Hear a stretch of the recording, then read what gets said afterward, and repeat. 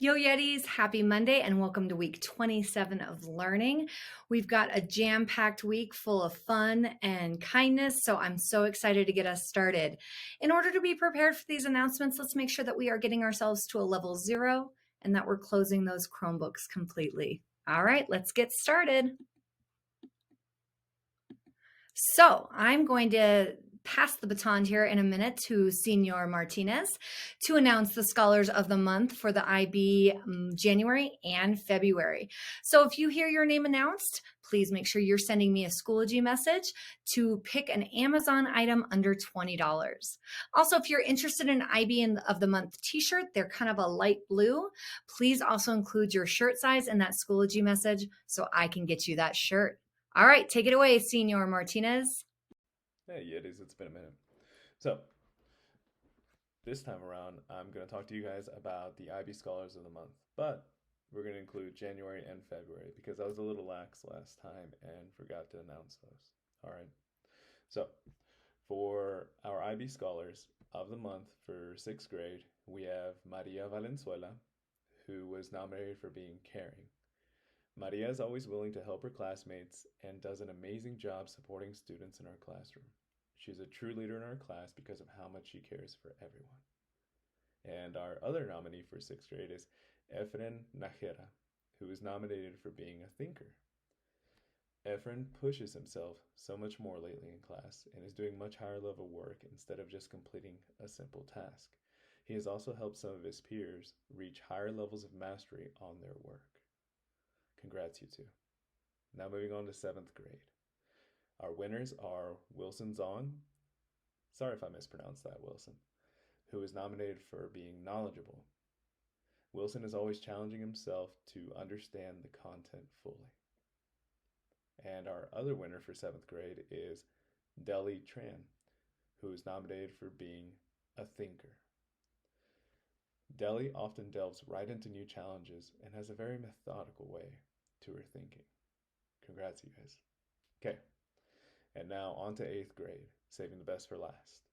Our two winners for January and February are Carlos Meza, who is nominated for being principled, and Alejandra Gomez Andrade, who was nominated for being caring. Now, for Carlos, he's been working extremely hard lately to challenge himself, even when the students around him are being distracting. He's also been advocating for what he needs in class, which is a fantastic skill to have. Now, for Alejandra, they said that she is supportive of her friends, peers, and supports others when they need it, and is constantly there to help improve the culture of the classroom and the community. They also said that she is extremely intelligent and not only helps others with her work, but often takes the time to explain the learning to her peers. Awesome job, you guys. All right. Talk to you soon. Adios. Thank you, Senor Martinez, and congratulations to all those IB winners. I look forward to seeing those Schoology messages so we can reward you accordingly.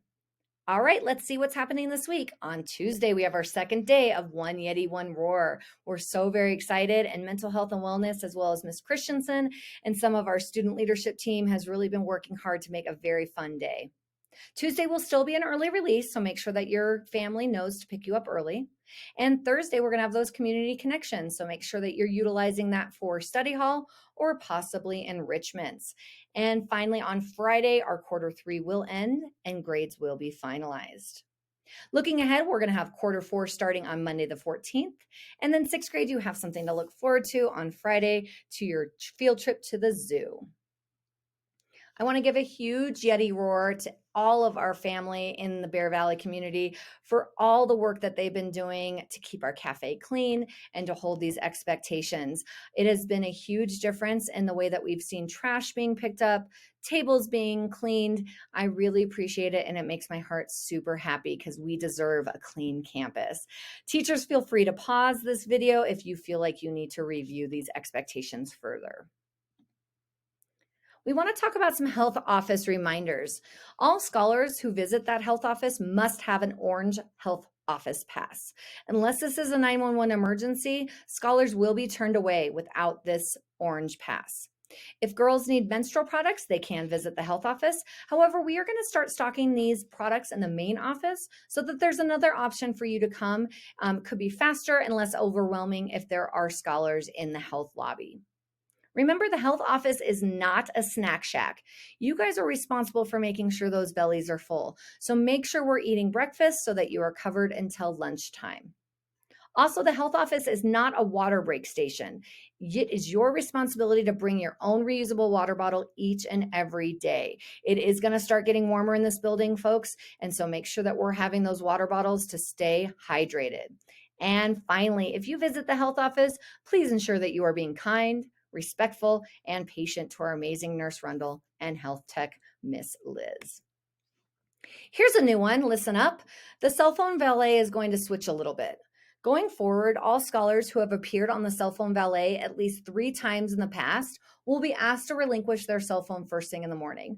A few of you have already started this new process. Miss Sarah will come around with a personalized envelope to your first period class, and I will keep your cell phone safe throughout the day.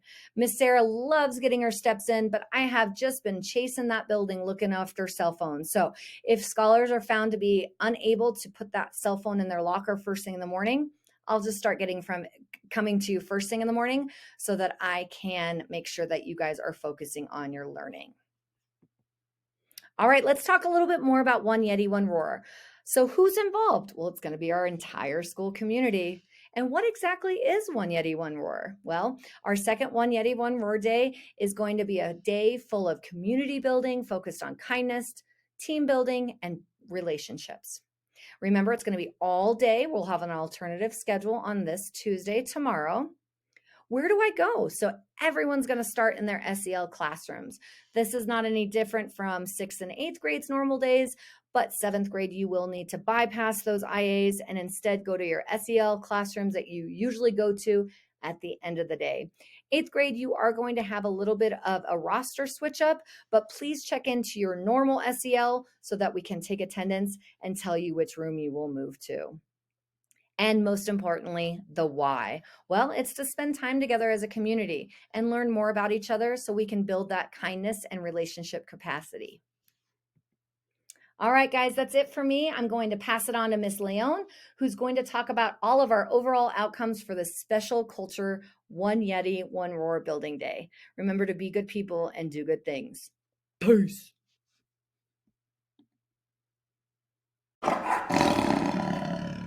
Thank you, Ms. Sarah, for sharing all that information on what tomorrow is going to look like for One Yeti, One Roar. It sounds like it's going to be an amazing time. I'm going to actually go over just one thing that I think is really important for our community to understand. Why are we having a One Yeti, One Roar? As a school, we are one school, and we are the Yetis who roar. And so I'm going to bring you back to one slide that we went over at the beginning of the year, and it is that acronym for the word roar. It is One Yeti, One Roar. But what does roar mean? The reason why we're having a One Yeti, One Roar is to really celebrate our community. We are one community and want to make sure that we're together in building what we call our roar. And so rewind to the beginning of the semester, and we discussed what the R stands for. R stands for relationships. We hold it like this mutual and trusting relationship with each one of us.